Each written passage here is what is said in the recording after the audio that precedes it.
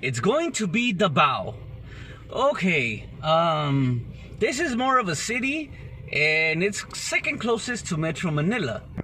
Being in Davao, it has a lot of rules, kind of like the US. For example, there's going to be the curfew. You can't drink until a certain time. You can't go out at a certain time. It's really, how do you say, more like the US. And this is one of the main reasons why I fucking left the US, because I want to drink whenever the fuck I want. I want to party whenever the fuck I want. It's a beautiful city. It has nice infrastructure, good internet, good restaurants. There's even French restaurants over there. Everything. Great people. All the facilities. Everything you want. Even beaches. Everything nearby the area. But don't go too far south or don't go too far east. You know, or else you'll be fucked and kidnapped like the stupid ass British couple who they just got rescued again. I bet those dumbasses are gonna probably stay in their fucking Zamboanga or some shit again. Anyway, if you don't like the rules, if you don't like the curfews, if you don't like to be told if you can stop drinking at this certain time, like I was living in the US, I couldn't even at 1:30. I had to give out all the fucking bottles. Fuck that. Then I left. I'm sorry to say, the bow is great, but I don't like it when I have to actually, you know, everything has to close down and it's like the US. It's so depressing. But for some people, they like it. You know, like if you don't drink, the place is perfect for you. But it's a great place. I would definitely recommend it on top of the list, which is way better than Angeles City, in my opinion.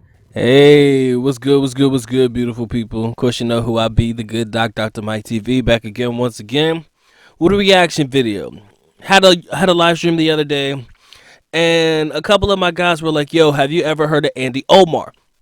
And the name sound oddly familiar, but I was not familiar with the content yet.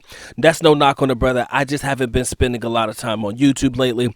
So they were telling me that my man was talking about how Davao City reminded him a lot of the US, and I was like, what? And I was really trying to figure out how that correlation came about. So they linked me to the channel, and they were like, bro, you got to check out Andy Omar. You got to check him out. You got to check him out. I fucking love his content. The dude's awesome. Check him out.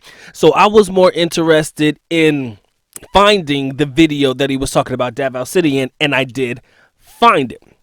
Now, in the search of for this particular video, because I did not know the title, I did so happen to come across other videos before. And the minute I started watching those other videos, I said, now I know why people fuck with this guy.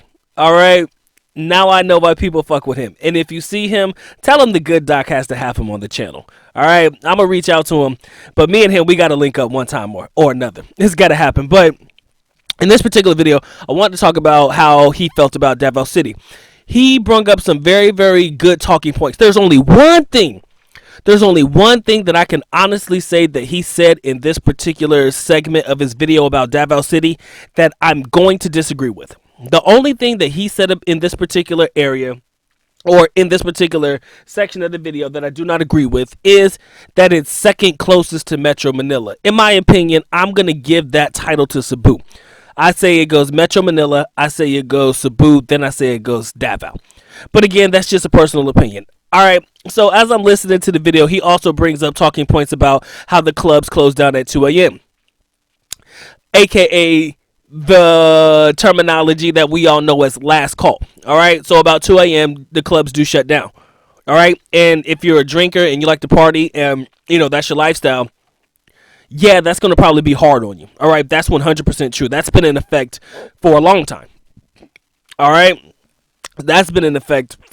No, not since before I got there, but probably just a little after I got there. A couple of years or so later after I got there, that was in effect. That they made that rule basically to prevent, you know, shit from happening. You know, drunk driving and shit like that. I don't know if that was really the reason, but shut down at 2 o'clock. All these people really do is go to your local sorry store and buy alcohol. That's what they do, and they drink at home. All right, but if you're the type of person that likes to club and go party, you have to understand Davo's going to shut down at 2 a.m. Matter of fact, I made a video about the rules and regulations of Davao City that you need to be aware of probably about a couple of years back. So yeah, that shit is true. Yes, ladies and gentlemen, I did make a video a couple of years back or so about the rules and regulations in Davao City that all foreigners need to be aware of. I talked about the smoking ordinance. Basically, you can't smoke in public places. You smoke in designated smoking places, and that's it. Right. The only places you can smoke in public is designated places. If you're caught smoking anywhere else, you will be fined. Now, all of a sudden, there's jaywalking fines. I mean, trust me, there's a lot of rules and regulations in Davao. That is 100% fact. And I guess to an extent, I do agree with him that it can be like the United States from that perspective. And when it comes to specifically the rules and regulations that Davao has, I kind of feel like, the current president, who was the mayor of Davao for over 21 years, he kind of set the, he kind of set up Davao to be the status quo or the standard, in my personal opinion, for what he wants the rest of the Philippines to be like. I don't think that he has enough time in his presidency to make that happen. But in hindsight, Davao is what is going to be the gold. I hate to say gold standard because people are going to think that I'm putting Davao on a pedestal. But even in the video himself, he said that he puts Davao close to the top of his list. And trust me, that's not just the good doc talking shit. That is coming from another YouTuber, another person who has been in the country long enough to have visited Davao, and knows that it's a great place. Granted, there's a lot to adjust to, like any other place in the Philippines, but his perspective on Davao City is not too far-fetched. Ladies and gentlemen, that is all I got to say about this one. Andy Omar, definitely a guy that we need to figure out how we can link up one time. That seems like a plausible possibility. We're gonna try to make that happen this week if I can get in touch with him and get the schedule taken care of. But ladies and gentlemen, if you're not familiar with his channel, make sure you check him out. I'm gonna try to leave the link in the description area below, and also any links to any videos that I mentioned in this particular video. All right, with that being said, the good doc is officially out. At least nako paalam, which means I am going now. Bye bye. As always, love you guys. Mahal kita. Mabuhay.